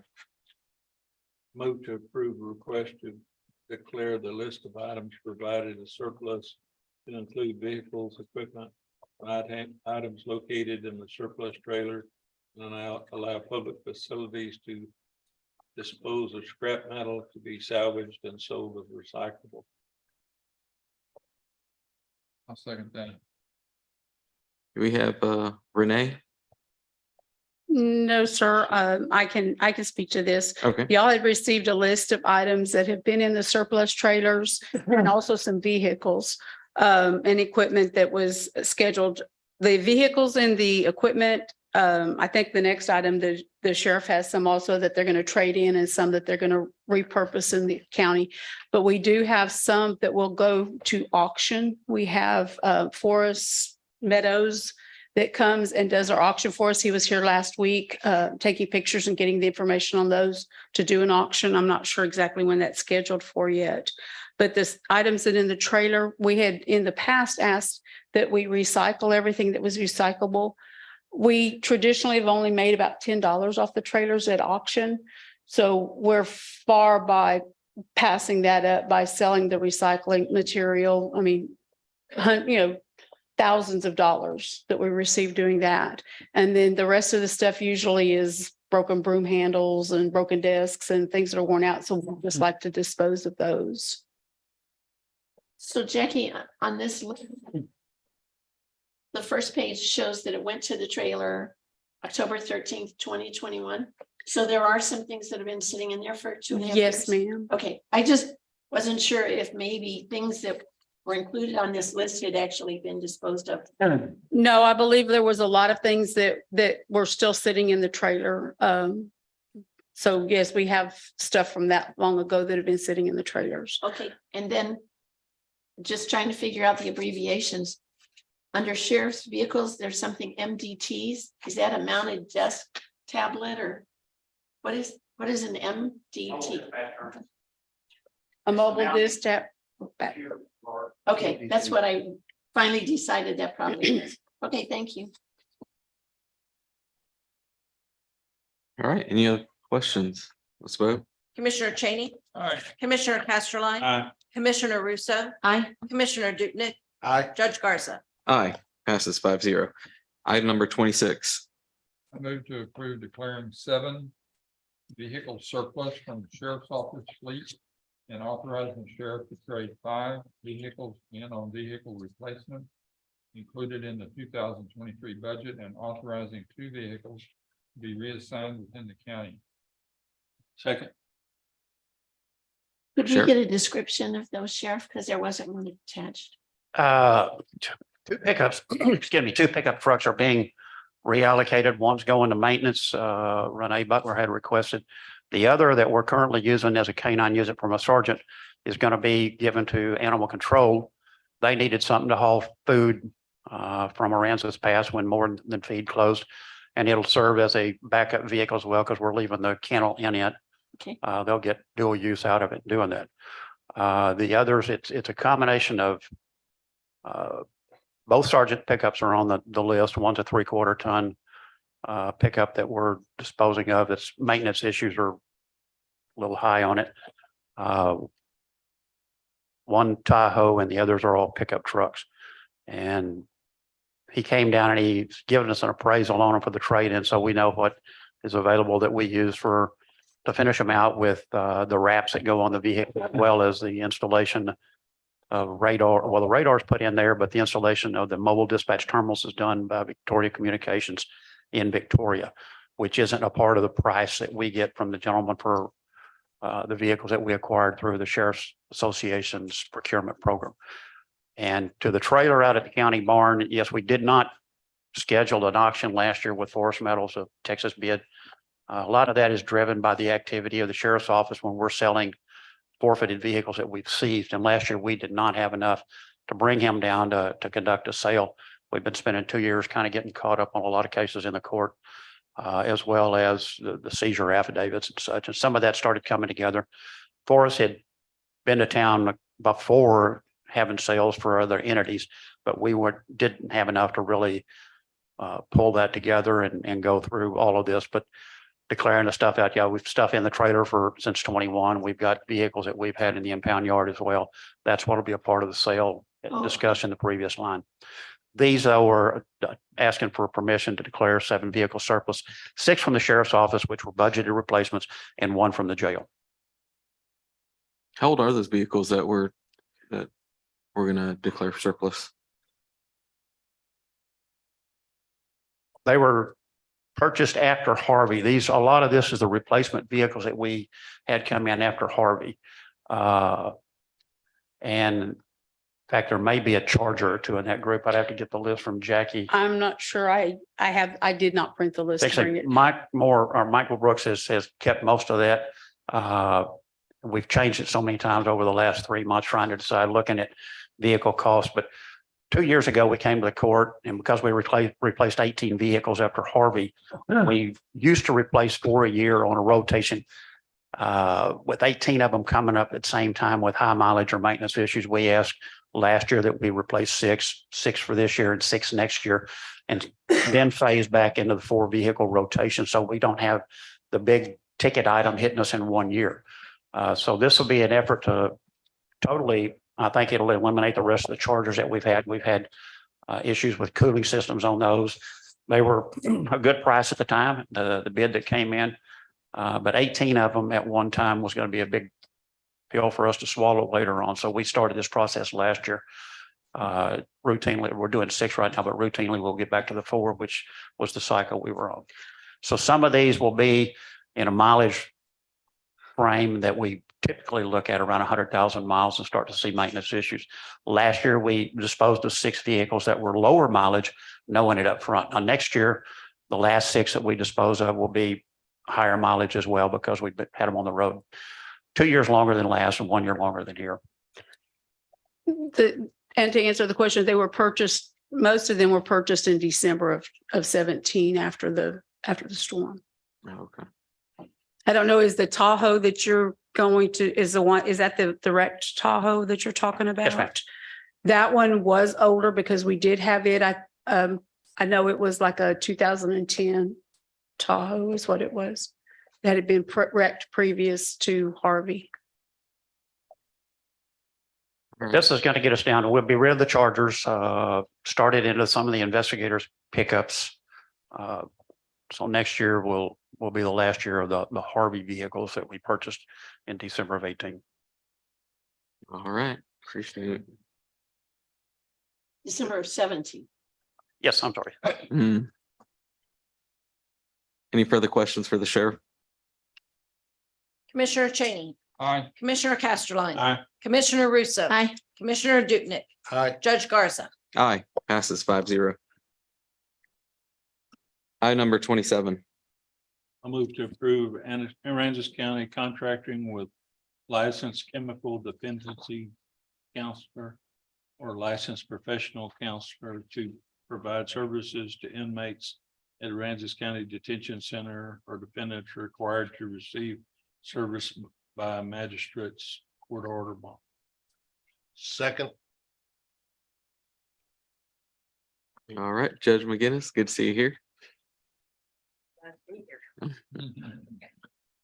So I understand that the county has received $83,663 from the opiate settlement for the county, and I'm wishing to use that money to bring in a licensed counselor, dependency counselor, to counsel the people who are in jail or on court order bond conditions from the magistrates.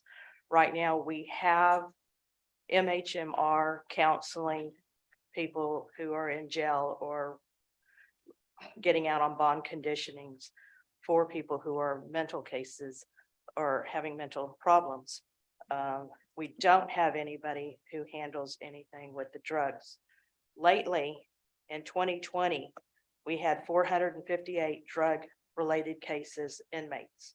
2021, we had 638. 2022, we had 882. That's doubled in the last 2 years. I don't know what's going to happen this year or next. So I'm trying to do something versus nothing through bond conditions for the people who are in custody or released out on bond. The only way that I could figure that we can do this, we have found some counselors that are charging about $120 per hour for the counseling who's wishing that they can come to Aransas County versus us trying to send somebody over to them. So with that and the money, it looks like 697 hours can be utilized with this money. Because that money could be used for a number of different preventative or corrective measures. Is this, Jen, the first settlement from the agreement we signed a couple of years ago? Yes, Commissioner. I think that Alma may be able to answer other questions if you have some. We anticipated for a while that we'd be receiving a settlement check, and we finally did receive the first one. Okay. Recently, we did another agreement and authorized settlement with additional entities. So hopefully we'll get that money and it won't take 2 years. Okay. And then you're looking to have someone come in as a contractor. Correct. With us. So would you be doing an RFP for that? How would we go about procuring those services? We would just need to try to find these people who are wishing to come in and do contract labor. It would be a professional services contract. We would not be required to do a competitive bidding or proposal process, but that's something we could talk about if we have trouble locating a provider. Okay. I think you're absolutely right. We certainly need that. Mental health issues across the county, the state, and the nation are escalating astronomically. I have asked there she is, Patricia Arnold, Stephanie Newsome with the ambulance, Stephanie Rangel with the 24/7, and a local person that I don't know, but she is either an LPC or an LCDC, and I apologize, I don't know which one she is. I have received data from, I think a little from Patricia and some from the counselor that I want to bring back to the court because I asked what the Narcan usage was in this community. And I think it's important for us to know that so we can at least have some idea. And you've certainly given us some figures here that are not encouraging. So I think this is overall a very good thing. I just wanted to be sure we were not adding another employee to the county. No, and I know the Narcan, if I'm correct, the Narcan, there's a different funding that comes in to So pay 2 for weeks that. ago, the attorney or governor of the state Abbott declared that some of this money be allocated for that. 254 sheriffs Friday before last received a notification by county size and population as to how many units you would receive. We have received ours. They delivered them last week. It's nice that we at least get to start there. We had already started a process trying to procure some of the free Narcan that had been out there, but the demand was so high that in February, that funding was deleted and they're looking for more. And that was some of Abbott's approach 2 weeks ago. Just as I purchased one $42 last week. Is what over the counter it's going to cost you. And but we've got enough to put them in the program. We've got training set up with Rich Arnold, and we will get that out as soon as the officers have the training administered. But we'll have the program. Thank you. Could you send us the information that you received from the governor's office about that so we know how many units Aransas County received? That's good to It hear. was based on population. Right. Mike Garrett had gotten a notification as well. He didn't know that they'd already notified the sheriff Friday before and over the weekend, and we were trying to do it. Mine needed numbers, but they hand delivered the stuff last week. Okay, good. I'm glad we're being proactive in this. Patricia, did you want to say something? To add to that, we are also wanting to work with. Can you talk into the microphone, please? We're also wanting to work with the jail to get some Narcan kits over at the jail. So if there's any inmates that were, put into the jail system that you are probably going to have to be seeing, that if they were released from jail, that they are given a Narcan kit with some resources in there about who they can see to try to get off of this, but they would also receive a Narcan kit upon leaving the jail. That's one of the things that we were working with the sheriff's department. And so I think it's a great idea, that we educate, these people and get them some help. Even if it's, through counseling or trying to get some referrals, as soon as they get out as well, to help make better decisions and better choices. Thank you. I like it when we communicate among each other so we have an idea of our united effort to combat this. But thank you. And thank you, Judge McGinnis, for bringing this to us. Thank you. Any further questions? All right. Commissioner Casterline. Aye. Commissioner Russo, Aye. Commissioner Dupnick, Aye. Judge Garza. Aye. And Commissioner, oh, He's gone. he left. All right. Passes 4-0. I'm number 29. 28. 28, sorry. Move to approve the transfer station request for emergency approval to begin searching for suitable backhoe to purchase and authorize the county judge to execute necessary documents. I'll second that.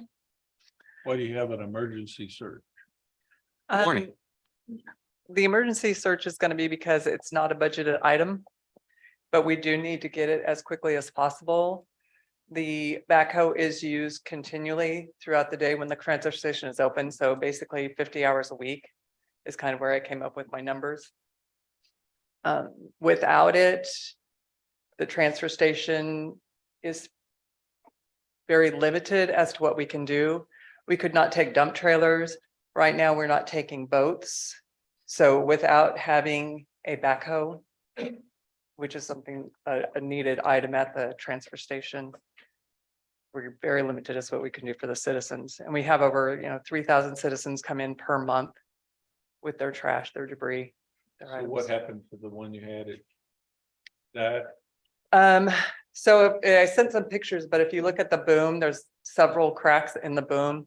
If you look at the picture of the actual backhoe, it has many items that really the Aransas County does not feel is safe for the operator or the public.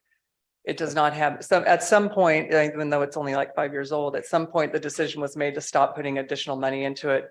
To replace the boom would cost us another $13,000. But if you look at the pictures right now, it doesn't have any windows in it. It doesn't have an air conditioning. It's had many repairs done over the last couple of years.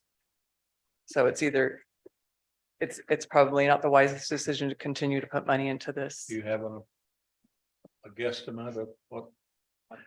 Well, 2 years ago, Road and Bridge purchased one. It was $108,000. So going off of their numbers, since we haven't started the search ourselves, we don't know, but I'm going to go off of 108. But we know it'll be at least that. Yes. Yes. that And was- Jackie, I was curious, can any of the ARPA money be used for this? Yes, ma'am. We've talked in our office, and because of the health issues and stuff and the issues with transfer station and what they do, we do feel like that it would be something that would qualify for that. Also, she can utilize all the co-ops and she can get the best deal that she can get on those also using the co-ops. And my understanding is you borrowed one from Road and Bridge and then it failed too, right? Correct. We borrowed, so ours broke down on Thursday. We borrowed one from Road and Bridge on Friday, basically Thursday afternoon and Friday. That one also broke down on Friday. We were able to get that one repaired so that we were up and running for Saturday, because that's always our biggest day. Right now, that one is still running. But we need a new one. If that one goes down, We need a new one. yeah, we need a new one. We really do need a new one out there. Thank you for your research. Thank you. So none of the money would come out of the budget is what we're saying. It is not budgeted. If it had to be coming out of transfer station, it would have to be her fund balance that's used for that. Okay, that would be coming up because of our enterprise. Yes, sir. But if utilizing the ARPA funds, we should be able to save her fund balance. And there are funds that are, So if it's health related, healthcare sales tax also an option? I think that one would be a far stretch. You're not smiling or agreeing to Alma. What do you think? If healthcare sales tax could be used because of it being health related, I don't think that's the intent of that. That sounds like it qualified to me. Environmental. Well, I mean, the transfer station is a health issue. Yes, sir, I it think it's a is. good choice. That's why I think, we've got some money I think it's available something to with the look ARPA funds, and I think that would be a good use for it. So it doesn't come from the ARPA funds, it would most likely come from her balance and her. No, the ARPA funds are a separate fund. I mean, if it It's, doesn't come from. oh, if it doesn't come from the ARPA, yes, it would have to come from transfer station fund balance. Transfer station fund. Yes, sir. Which is, it is a separate enterprise fund. It's separate from the general fund. With the road and bridge one breaking down, are we misusing it? Or like what happened? No, the one that we have from Road and Bridge is an older one also. Okay. I don't actually know the year on that one. It's actually their backup. They're in the middle of the summer. Summer's the busiest season for all of us. The transfer stations, we're gearing up for summer. Road and Bridge has all their drainage projects going on. So this is their actual backup too. So they have their newer one that they're going to be able to be using. So The one that you were borrowing from them, you say in here is a 2005. That's a long time. yes, Oh, yeah. yes. All right. Well, if there's no further questions. That's it. Commissioner Cheney, Aye. Commissioner Casterline, Aye. Commissioner Russo, Hi. Commissioner Dupnick, Aye. Judge Garza. Aye, passes 5-0. Thank you. Item number 29. Move to approve budget line item transfers for 2023 budget. I'll second that. We have none at this time. I would also like to clarify something. When I said that the sheriff's office vehicles were purchased in December of 17, I believe it was October of 17, September, October. It was a little bit earlier because that was one of the first things that we did under the exigent period where we didn't have to go out for bids. Okay, thank you. And no line items? All right. No, sir, there's no, Transfers. no transfers. Commissioner Cheney, Aye. Commissioner Casterline, Aye. Commissioner Russo, Aye. Commissioner Dupnick, Aye. Judge Garza. Aye, item number 30. I Move move to to approve. approve accounts payable and payroll liabilities. These are all fairly normal. There are a couple of checks that were cut for Coastal Bend Basin estuaries. One was our $14,500, which was our portion to help for the study on the red beds. And then we have a $37,694 check. This is, I have to look because I can't ever remember what it's for. It was for to address shoreline protection along the Gulf Intercoastal Waterways at the Aransas National Wildlife Refuge. We did approve this back in May of last year. And so this agreement has been done and we did furnish those funds, and those were both paid out of the Waterway Restoration Fund, so was not affecting general fund. That's not the same as Go Mesa, is it? Basically, yes, that's where the Okay. Go Mesa Okay. goes. Thank you. Yes. Other than that, there's not anything in particular. Transfer station did have a $25,967 bill to French Ellison for their Mack truck. Was one of the biggest ones, but there again, that was out of the transfer station fund. So that they can keep hauling their containers to Corpus. If you have any other questions, I'd be happy to answer them, but I did not see anything out of the 430 fund, any big bills that were paid at this time. Thank you. Commissioner Cheney, Aye. Commissioner Casterline, Aye. Commissioner Russo, Aye. Commissioner Dupnick, Aye. Judge Garza. Aye, passes 5-0. At this time, we'll hear reports from commissioners, elected officials, and department heads. No action will be taken. Anybody got? I don't know if you'd say report or observation, is that the subdivision is currently in the process of getting started around the road and bridge department where the shooting range is. And we need to make relocating the shooting range a priority. Is hard to meeting it. I was in with a developer the other day at Road and Bridge. There's going to be about 500 possible homes in the subdivision. So I think for safety reasons, we've looked at this in the past, but it kind of caught by the wayside. And we need to make a serious effort to find a safer location to put it. That's my opinion. Thank you. Any further? I do have Yes, ma'am. something. I just wanted to let the judge and commissioners know, we held on Thursday, we held a Teams meeting with FEMA for our, it was a recovery transition meeting where they actually have completed everything they're going to do. Everything has been funded. There's no additional projects or anything. So FEMA has stepped out. Now, everything that we're doing will still be working with Tatum and Cone Resnick on, but FEMA has stepped out of the picture. And what was that relevant to? Which grant? Harvey, that was Harvey, our Harvey disaster. Okay. There is another monthly meeting that goes on that's related to some of the, is John Strothman behind that podium? No, he's not. Those Those meetings are for the GLO grant, all those, the CBD, GDR, grant, the road projects and drainage. And all Is that. FEMA still involved in those meetings? Those are not FEMA meetings. Those are GLO. It's a GLO grant. But And they still participate in the meeting. All right. Okay. So you're saying So two FEMA has, separate. For Harvey, for our Harvey projects like Cedar Bio, the sheriff's office vehicles, the tower that we built, the dispatch, all that stuff, they've closed, they're done. They've stepped back. It's all complete. No, they'll audit that, right? we are required to keep all of our records for after the final closeout. Because we still have 2 projects that we haven't finished closing out. Once that's done, then we're required to retain everything for 3 years, which we know and we will do. But yes, they can, it's not, there's not to say that they will come in and audit, but they can. FEMA will probably audit Tatum because Tatum was the recipient. We were a subrecipient. Tatum would be the one that would come and audit us. All right, and then I want to report last week, Assistant County Attorney Jen Osteen and myself went to the State House and we testified in support of Senate SCR,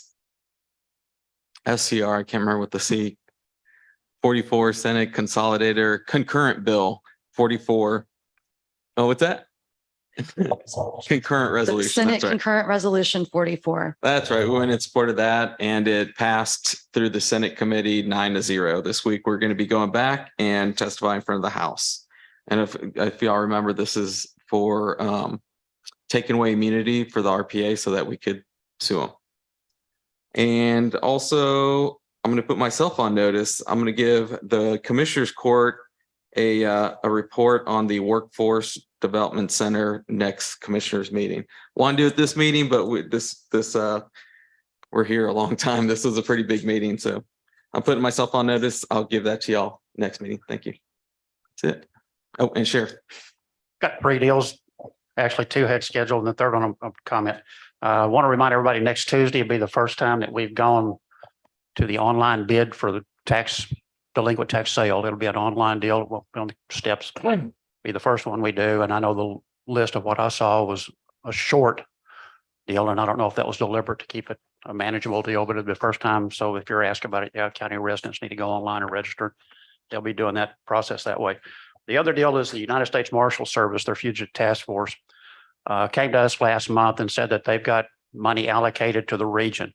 And they have set aside $12,000 for Aransas County in the month of May to reimburse us for the overtime salaries to go after felony warrants. We have reached out to the officers that are interested in doing that. It's an overtime deal, much like Stone Garden, but we'll be reimbursed by the federal government to work our own warrant database, which I thought it's a win-win all the way around. We need to address the warrants and we've got funding, but it does not include over the benefits, but it does include the overtime on their salary. It's my understanding. And the third deal, when Commissioner Castline spoke about the firing range, been a part of some of those discussions off and on for the last several months. And I do understand we need to get that a location found. It needs to be somewhere that's reasonably, I guess, coverable by us to where we can patrol it and make sure that we maintain it. But the developer told me several months ago it'd be 2 or 3 years out, but that may sound like a long time, but we need to start looking for something. So we're not having to buy the only thing available. Thank you. Thank you, Sheriff. Thank you, Sheriff. Sheriff, on that, about how much acreage would we need? Right now, we're sitting, that area we're sitting on is probably, Down an acre. no, it's not even 100, 150, 200 foot wide and probably 300 foot long. So it's not don't need 20 acres, right? No, sir. Size of a football field. You're not the only agency that uses it also, right? No, sir. We make that available. Texas Parks and Wildlife, DPS, and the school district all utilize that location. And the 4-H use? 4-H uses it, yes, for their shooting club, as they meet twice a year and have a weekly deal. Another issue related to it, other than the safety issue, is that there are people who have keys to the road and bridge yard that go in there after hours, really without supervision. We resolved that a couple of years ago. We put our lock on the gate. We fenced it in and gated it. Y'all gave permission to fence it. That was an ongoing problem we had forever. And it made maintenance of it difficult. And that's in picking a new location. That's the reason we need something that we can reasonably patrol to make sure that we can control the maintenance of it so it's not abused by everybody thinks it's theirs to use and leave the debris laying around. We did work through that and now it's under a lock that we have key and we've given one to 4-H, but we do have requirements that a range master from their organization has to be present when they're utilizing the grounds. Thank you. All right, now reports about items of community interest. No action will be taken. So I just wanted to briefly just talk to you guys about, do a little PowerPoint about the tire roundup that we had on April 15th. Sure. And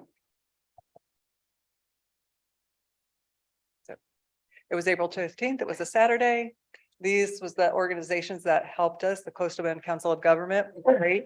It was a joint effort between the city of Rockport, Keep Aransas County Beautiful, and Aransas County. The town of Fulton also said next year that they would be wonderful to help. They would love to help us out. 243 tires were turned in. We had 29 volunteers and 35 Aransas County citizens participated in it. So it was a little bit lower than, well, a lot lower than the previous year, at least half. So when I talked to the city, the town, we talked about maybe doing it every other year so that there's more participation. These are just some pictures. That's our Keep Aransas County Beautiful. The city was helping set up. So it was really a joint effort with everybody in the community. Bill, how many could you dispose of with whatever assets you had? I think we could have gotten at least 1,000 tires in that trailer, if not more. And how was it paid for? The Coastal Bend. The COG grant? The COG, yes. And you had enough, you would have had enough money to do 1,000? Well, they paid for the trailer, so it was just a matter of filling up the whole entire trailer. Okay. And there was plenty of room left in the trailer. I think I have a picture. Right there. Who did you have to pay for somebody to dispose them? No, Reliant Tire took it back and they took the trailer. They're gonna take care of everything. So all we had to do at this point, it wasn't a grant like it was the previous year. So we didn't have the shirts, the t-shirts and everything like we had before. But it did not cost the county any additional funds. Let's see. Could we start accumulating them ahead of the date? The tires? Yeah. Sure, we could. I mean, could you take the ones, I mean, I'm sure people come in the transfer station all the time and I don't. They do, and we have a trailer at this transfer station that we do pay for, and it does fill up pretty quickly. So we did take some of our tires that had recently been turned in and we did put them into that trailer. So our trailer wasn't all the way full. It's almost anywhere in the county, you go back down some. Yeah, there's tires on the side of the road and we tried to get that out, and we did go, the city and the county went around previous to this and collected some more tires that were on the side of the road. I did see a county crew bringing a load of tires over there, and I think those were tires they had picked up from the roadways. Right. Right. These are our city partners. That's the code enforcement and some city hall people. Oops, oh, that was our whole group. Sorry, let me see. There's all of the volunteers. There was a couple of men who didn't want to be in the picture. So they kind of hung out on the side. Husbands, I suppose I would say. And then we had the Rockport Fulton National Junior ROTC. And that was them. And they were the ones like loading the tires into the back of the truck. So everybody worked really hard. We appreciate everybody's help. We do have 2 additional projects coming up. One will be June 17th. It's going to be up in the Holiday Beach, Lamar. Again, it's not going to cost the county any funds, additional funds. And we have a group of people that are looking at doing Earth Day of 2024. So that's a project that they are working on, looking for sponsors, community volunteers to get that done. Great. Good job. Thank you. And we appreciate Judge Garza coming out with his tires. You bring tires? I did. He did bring some tires. Yeah. All right. Appreciate it. Anybody else? Reports? Nope. All right. We don't need to go into closed session unless Commissioner, we don't need to. So we're done? Yep. If I get a Move to motion. adjourn. Second. All in favor? Aye. Aye. Aye. Passes 5-0. I hope my